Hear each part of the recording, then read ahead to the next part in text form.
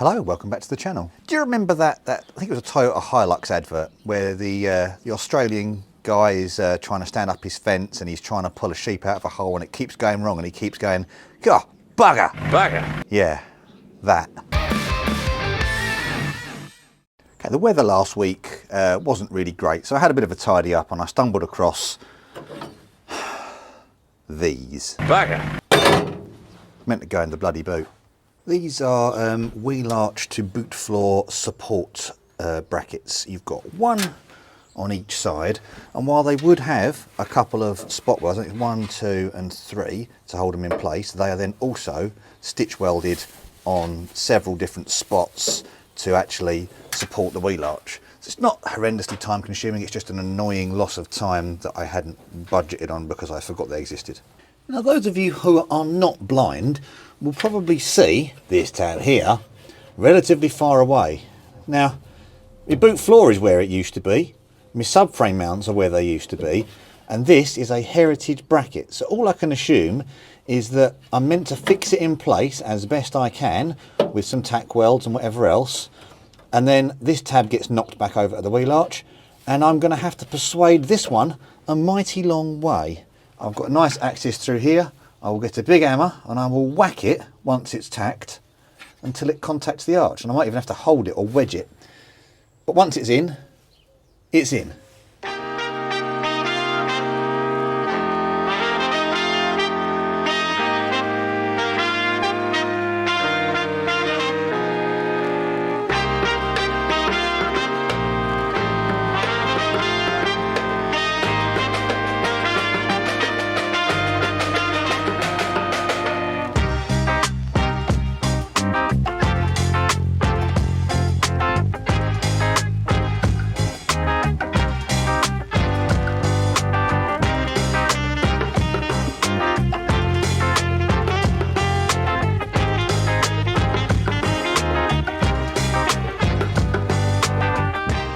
Both sides now properly prepped and ready. I've now got to remove some inconvenience. Yep, the boot floor's got to come out.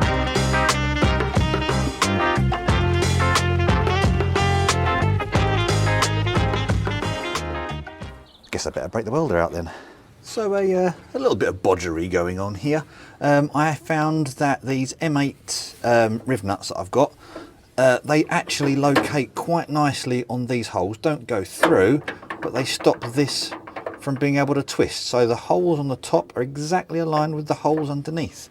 Very convenient. I've just put a couple of bolts through the bottom, and on the bottom of one of them bolts I have got my earth. So let's fire up that welder.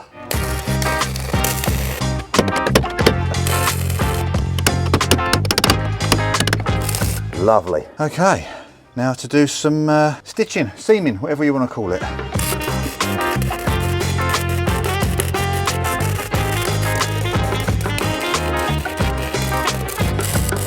Lovely. So here we are, all welded into place. The last thing left is to add a little bit of colour. And there we have it. A nice coat of the rust resistant back on. And I've really filled up underneath these ones, so really quite happy with how that's gone. If you go and press all the buttons that you know where to press, please do, it does make a difference. And we'll end that there. Thank you very much for watching, and I will see you on the next one.